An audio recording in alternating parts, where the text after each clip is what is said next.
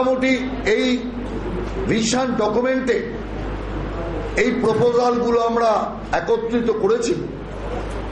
যে প্রপোজালগুলোর মাধ্যমে আমরা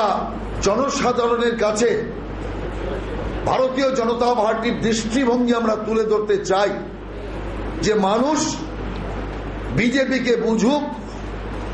পরিবর্তনের মাধ্যমে মানুষ যে ঠকেছে, প্রকৃত পরিবর্তনের মাধ্যমে সেই জায়গাটাকে, সেই ক্ষতিটাকে মানুষ আবার রিপেয়ার করুক, এটাই আমাদের জনগণের কাছে বক্তব্য। এবং আমি মনে করি যে বিজেপির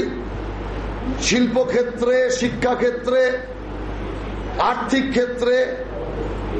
কৃষি ক্ষেত্রে, উদ্বাস্তু ক্ষেত্রে, আইন শৃঙ্খলার ক্ষেত্রে, কৃষি ক্ষেত্রে, উদ্বাস্তু ক্ষেত্রে, আইন শৃঙ্খলার ক্ষেত্রে,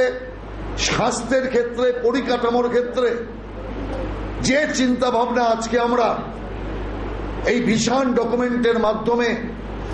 আপনাদের সামনে প্রস্তুত করলাম, তা অবশ্যই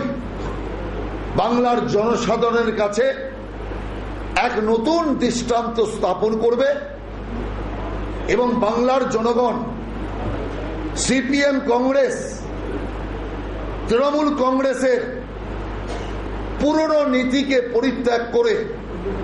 নতুন দেখানো পথে মানুষ অগ্রসর হবে, এটাই আমাদের বিশ্বাস। আর কেন্দ্রে যেহেতু বিজেপি সরকার ব্যাপক আর্থিক উন্নতি, কৃষি শিল্পের উন্নতি করাচ্ছেন, সেই উন্নয়নের সাথে বাংলা যদি যুক্ত হয়, বাংলার উন্নতি আরো দ্রুত গতিতে হবে। এবং আমরা এখানে পঞ্চায়েতকেও খুব গুরুত্ব দিয়েছি,